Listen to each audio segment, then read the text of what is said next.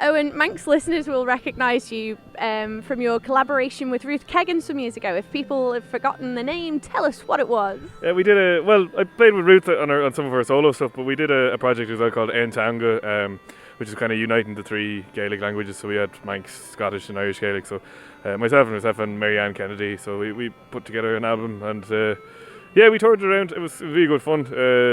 Really nice to get to mix the three Gaelic languages together. And And is that something that came of a festival situation like this one, where you're meeting all sorts of musicians from different Celtic countries? It probably would have been influenced by that, all right. I knew Ruth from here, actually. Yeah, we met here in probably 2008, I think, was the first time we met, and then again in 2011, and then, you're kind of meeting the same people, and then we were getting a few songs in now and then,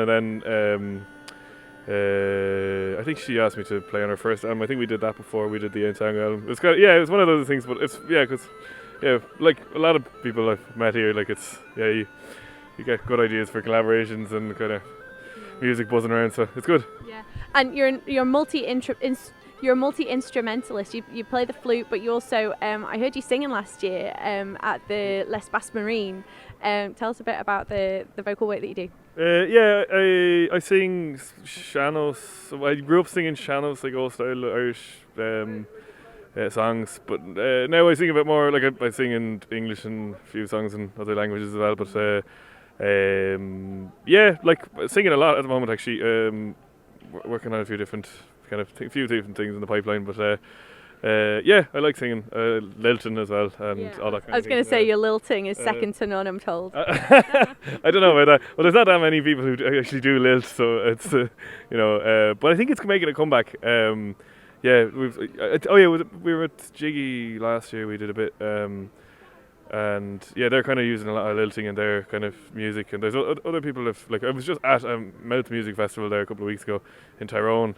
And there was a bunch of people there, so that was it was fun. I think people are kind of taking an interest in it. It never really went away, but I think it feels like, I don't know, it feels like more people are doing it now. I don't know.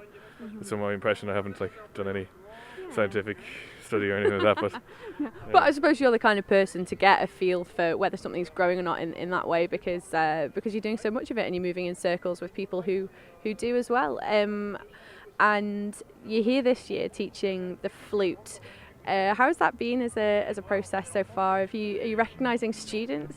Yeah, it's great. The first time I taught here was 2011, and there's two of the guys that were there that time. They're here again. So there's a few that come. I probably taught 4 times altogether. This is 4th time teaching here. So you get the same people come back. The flutes in particular here are really good. There's some. They've been they're really into it, and they've been playing for years, and they're very enthusiastic. So it actually kind of keeps me on my toes. I have to think about what I'm teaching. You can't just throw out any old tunes because they'll already know them, and think about technique and all that kind of thing. You can kind of work on that a good bit as well. So it's fun. It's I enjoy it. Yeah.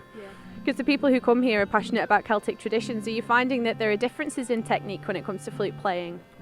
There would be. Although it's interesting here, you get some of the people here. They do play some Breton music, but they seem specifically interested in Irish music over any other.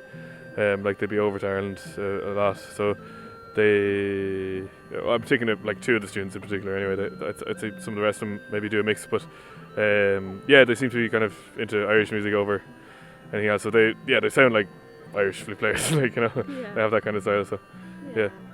And we also saw you saying a few words at a discussion last night about Celtic languages. What you were raised speaking Irish Gaelic as your first language? Yeah. My dad is from the west of Ireland, from Connemara, and my mum's from Dublin, but she learned Irish before she met my dad. She was learning when she met my dad, but she kind of became fluent.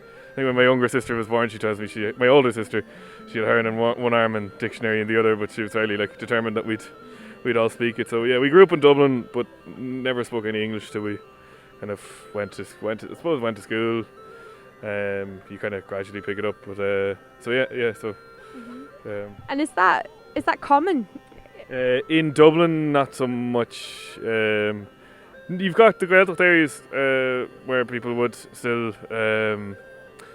but yeah, you'd get the odd. You get some people, but we're very much a minority in the cities that would learn it as a first language. Then again, in the cities, there's more people learning it as a second language, whereas it's kind of declining in. Some parts of Gaeltacht it seems to be like younger people are speaking it less than before. So it seems. I think I haven't got any stats for this, but I think the overall numbers of speakers are going up, but but it definitely seems to be less spoken in the Gaeltacht areas than it was before. So that seems to be declining. Various different reasons for that. I think, but particularly like where Dad is from now in Connemara, like there's just been kind of chronic underinvestment in the area for years. Like the selling off of kind of public resources as well. Like there was a seaweed kind of manufacturing that was kind of sold off to a multinational a couple of years ago. Various different things like that. So there's very little in the way of jobs in the area, and so then people, young people emigrate or whatever, and then once you're kind of, you lose your connection to the, but maybe they keep speaking Irish wherever they are. But it seems to me like that even people even teenagers now, they don't seem to have a particular in the Gaeltacht. Some of them don't seem to have that good of kind of. They seem to want to speak more English. Some of them.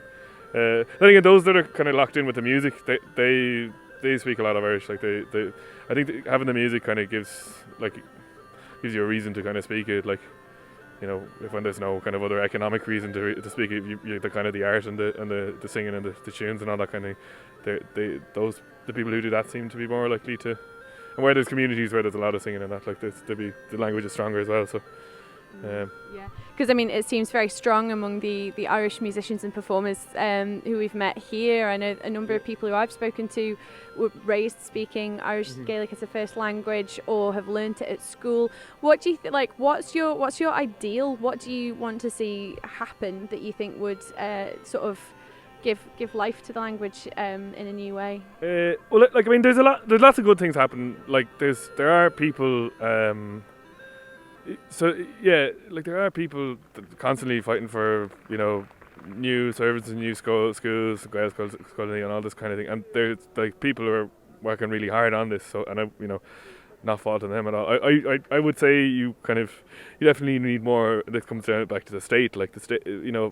Our Taoiseach, our Prime Minister, there was a big kind of PR stunt there a couple of years ago that he went and he did an Irish language course, and he was able to speak Irish or whatever. But his policies are completely detrimental to the language. So what use is that? We need more investment in jobs in the Gaeltacht areas first of all. To keep it even where you've got the traditional Irish speaking areas because even apart from language stuff, we're kind of all of the economy is too based in Dublin anyway. So just for rural Ireland in general, it would be better to spread investment around. But other things, I think it's somewhat associated. Like a lot of the you could do things for provide more kind of bursaries for people who are less well off to go to the Gaeltacht and actually be able to learn it, because it's not it's sometimes it can be beyond people, if you're from a less well off family or whatever, to be able to send your kid to the Gaeltacht, so then they lose out or whatever, and then it becomes kind of seen a bit as a middle class sort of a thing if you're from the cities or whatever, which it really isn't. There's plenty of people from it's definitely across sort of class kind of interest in the language, but we could do more to help the people who are the state could do more to help people with it as well. Yeah. So I suppose what you're saying is that only people who are sort of comfortably middle class might have the resources to access language classes that are on offer at the moment, and there's less available for people who don't have that kind of financial backing. Yeah, and then for kids as well from more working class backgrounds to be able to go to the it's kind of difficult. It's the same with lots of minority languages, I suppose. But to get your kind of immersion or whatever, like you have to kind of go off to West Galway or Kerry or Donegal or whatever. It's and it costs a couple of £100 to do it if you're sending your child or whatever. So that's pretty much beyond people who are already spending money on kind of school books and uniforms and all this kind of thing. So it's more difficult, I think. There are girls kind of in more working class areas as well. Like there's more of them cropping up as well. But so yeah, I don't know. Like I'm not saying it's not all bad, but I think there's various other different things. You mentioned some policies of your TSOC that you thought were stifling the language. Are there any in particular that come to mind? Well, I'm thinking more again of the Gaeltacht areas. So, the education as well. I mean, so two things. I mean, rural Ireland in general has been completely just there's no total lack of investment. And particularly now when you're talking about things like climate change as well, there's a huge opportunity to create jobs through renewable energies and all this kind of thing, or through kind of transitioning from farming to forestry and horticulture and all this kind of thing. I guess we're very much tied into sort of free market kind of neoliberal policies, and that's the government is going to do that.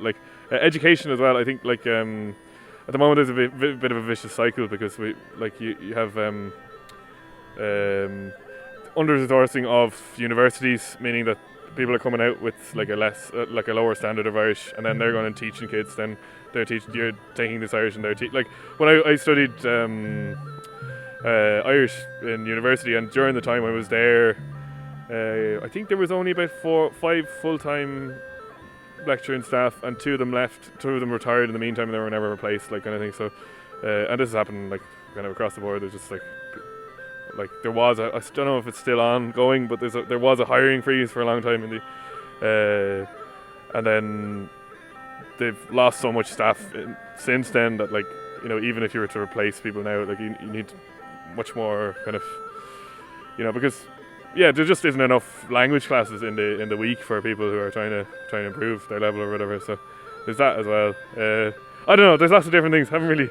But it all has a knock-on effect. It's all part of a bigger network of issues, I suppose. And thank you. It's been really fascinating to kind of find out a little bit about the sort of state of affairs on that front from you. Thank you. Yeah. So, sorry, because I don't know.